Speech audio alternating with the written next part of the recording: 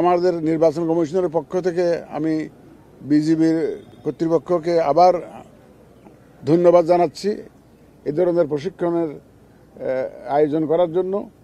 এই প্রশিক্ষণ আমাদের নির্বাচনে বিশালভাবে একটা আমি বলবো যে প্রভাব ফেলবে এবং আইনশৃঙ্খলা রক্ষায় এটার একটা বিশাল প্রভাব থাকবে।